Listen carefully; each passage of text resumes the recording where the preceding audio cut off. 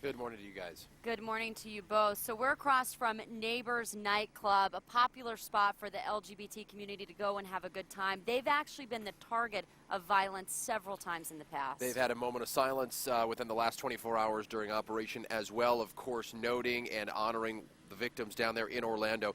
Information is slowly coming in about those people this morning. King 5's Ted Land is in Orlando. Good evening. Many of the victims are being treated here at Orlando Regional Medical Center. They have family members and friends at their bedsides. However, dozens of others still have no idea if certain victims made it out alive. Near the hospital, families wait in anguish. Well, Danny is great. He's very cheerful. What can I say?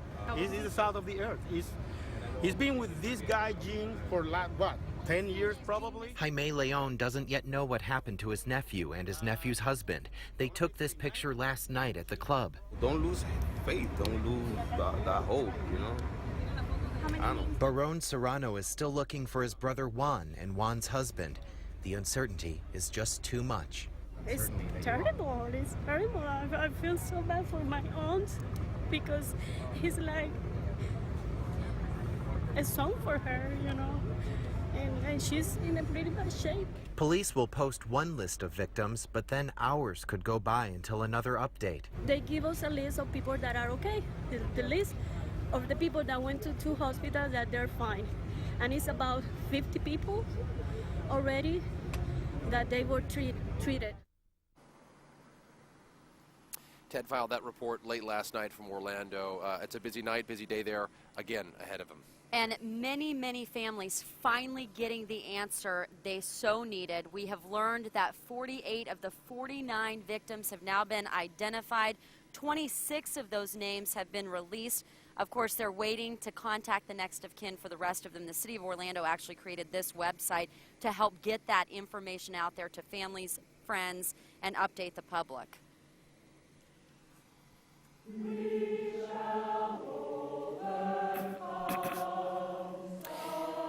That was the scene last night as thousands gathered at Seattle's Cal Anderson Park, not far from where we're standing here, in a vigil to remember the victims and stand up to violence. Seattle has a very strong, vibrant LGBT community, but also in the crowd, many members of the local Muslim community as well. A man with the Muslim Association of Puget Sound tells us he's shocked and saddened and says, yes, the shooter was Muslim, but he was a deranged man first, and says Muslims condemn violence like this.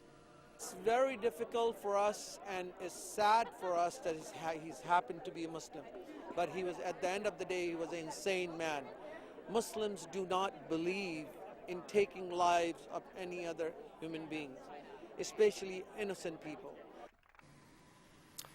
Mayor Ed Murray and Governor Jay Inslee, King County Executive Dow Constantine also spoke with local leaders to really give the crowd some emotional support that they were looking for. Sure, and it hits each and every one of us. So people, of course, are still processing this this morning, even though it happened 3,000 miles away. Right, feels so close. We face our share of violence and attacks, but not like this. David Hale with Seattle Pride watched events in Orlando unfold from his apartment. Seattle's Pride Parade just a couple of weeks away. He is calling for the LGBT community to pull together. Right now, we are telling folks to come together because that has historically been what our community has done when faced with violence and oppression. Seattle Pride organizers say there will likely be a larger police presence at the city's annual Pride Parade because they want to make sure everyone stays safe, everyone feels comfortable, everyone can really take part in a celebration that's so important for the LGBT community. Really incredible what we're seeing here right now. We're going to continue our coverage all morning long. We're also going to be speaking with Charlene Strong, a friend of King 5 and a commissioner, the chair of the Washington State Human Rights Commission. We're going to have Seattle Mayor Ed Murray coming in, so we've got a lot of questions that we want to talk about. If you have any, please tweet us at NRyan News. Yep, and at Jay Wittenberg K5. And remember, we have an entire section on our website dedicated to the shooting, including a timeline of what happened and stories from the people there in Orlando. Just go to king5.com. Guys, we'll send it back to you for now. All right. Thank you, Jake and Thanks, both Natasha. of you.